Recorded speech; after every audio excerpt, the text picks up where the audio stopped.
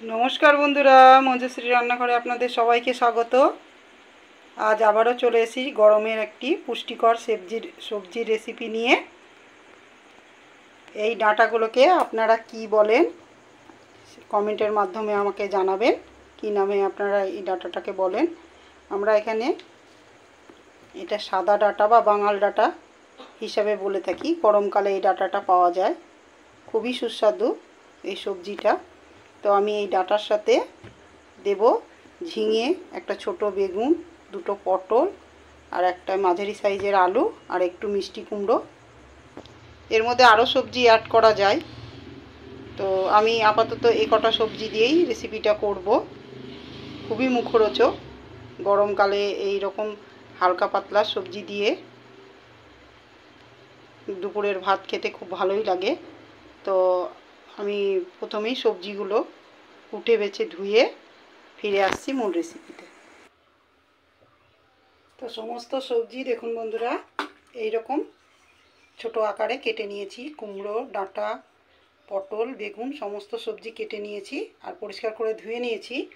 তো আমি এই রান্নাটা দুবার ফোড়ন করব। তো প্রথমেই সমস্ত সবজি একসাথে দিয়ে দিই। প্রথমে দিয়ে দিলাম আলু,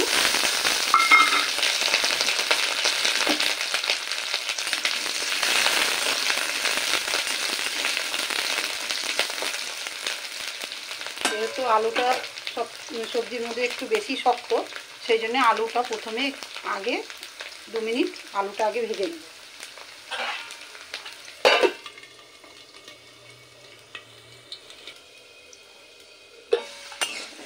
আলুটা 2 মিনিট নেড়ে নিয়েছি। এবার একে একে সমস্ত সবজি দিয়ে দেব। পটল, ঝিঙে, ডাঁটা, মিষ্টি কুমড়ো সমস্ত সবজি একসাথে এবার নেড়ে নেব। যেহেতু ঝিঙে রয়েছে, ঝিঙে থেকে প্রচণ্ড পরিমাণে জল বেরোয়, তো এই রান্নাতে জলের পরিমাণটা খুব কম লাগে। ঝিঙের জলে অনেকটা সবজি সেদ্ধ হয়ে যায়। তো আবারও সবজিগুলো একসাথে দিয়ে, সমস্ত সবজি একসাথে দিয়ে ঢাকা দিয়ে আবারও কিছুক্ষণ ভেজে নেব।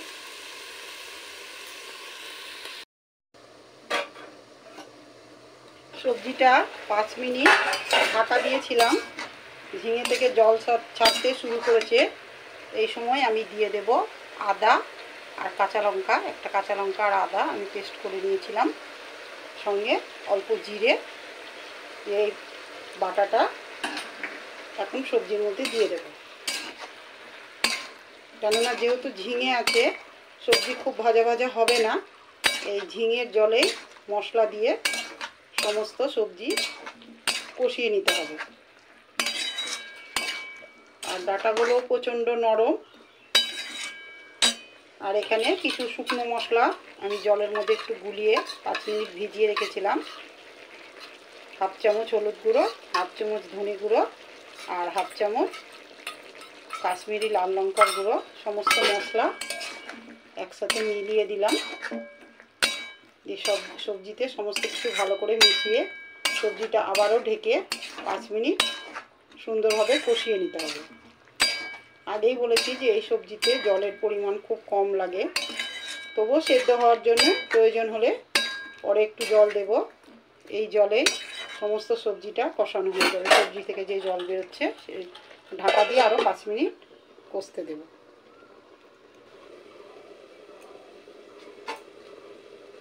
ঢাকা দিয়ে মশলাটার সাথে সবজিগুলো খুব ভালোভাবে কষিয়ে নিয়েছি।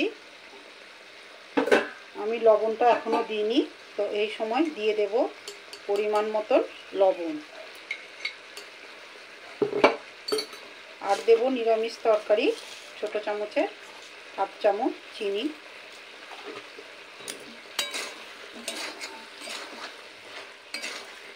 লবণ আর চিনি সবজির সাথে ভালো করে মিশিয়ে নিয়ে, সবজি ভালোভাবে কষানো হয়ে গেছে, কিন্তু কিছু কিছু সবজি এখনও একটু সেদ্ধ হতে আছে, তাই দিয়ে দেব অল্প পরিমাণে জল।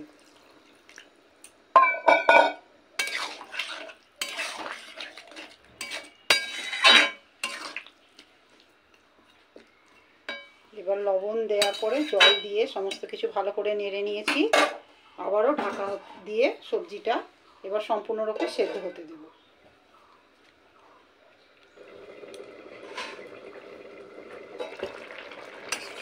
দেখুন বন্ধুরা, সমস্ত সবজি খুব ভালোভাবে সেদ্ধ হয়ে গেছে, জলটা অনেকটাই কমে গেছে। এরকম একটু রসা রসা থাকলেই সবজিটা খেতে ভালো লাগে। তো এই সময় সবজিটা আমি ঢেলে নিয়ে কড়াই পরিষ্কার করে সবজিটাতে ফোড়ন করে নিই।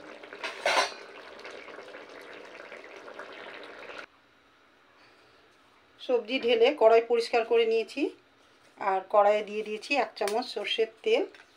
ফোড়নে দেব একটা তেজপাতা, একটা শুকনো লঙ্কা, আর দেব 5 ফোড়ন।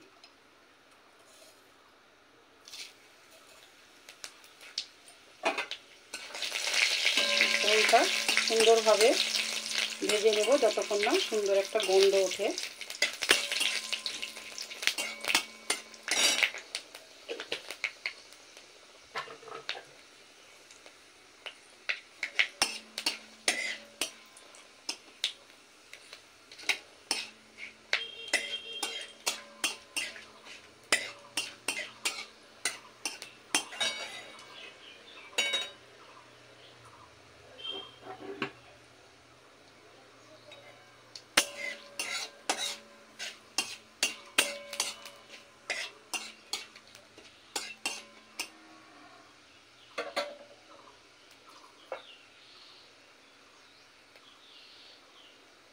ফোড়নটা সুন্দরভাবে ভাজা হয়ে গেছে, এবার দিয়ে দেব সবজি।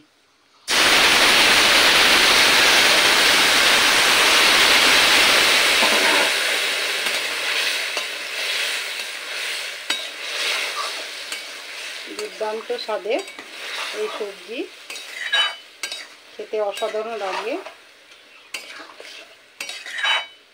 ভাত রুটি সবার সাথেই খেতে খুব ভালো লাগে, যেহেতু ডাঁটাগুলো প্রচণ্ড নরম, তো ভাতের সাথেই বেশি ভালো লাগে। তো বন্ধুরা, এই গরমকালে এই সমস্ত সবজি পাওয়া যায়, তো আপনারাও এই পদ্ধতিতে একবার করে খাবেন, আপনাদেরও খুব ভালো লাগবে, মুখের স্বাদ বদল হবে। কেন মাছ মাংস তো গরমে সবসময় ভালো লাগে না, এরকম একটা সবজি হলে, একটু ডাল হলে দুপুরবেলার খাওয়াটা বেশ ভালোই হয়ে যায়। তো ফিরে আসবো আবার নতুন কোনো রেসিপি নিয়ে। আমার পেজটিকে ফলো করে চ্যানেলটিকে সাবস্ক্রাইব করবেন, বেশি বেশি বন্ধুদের মধ্যে শেয়ার করবেন। আমার ভিডিও কেমন লাগে আপনারা কমেন্টের মাধ্যমে জানাবেন। সকলে সুস্থ থাকবেন, ভালো থাকবেন। ধন্যবাদ।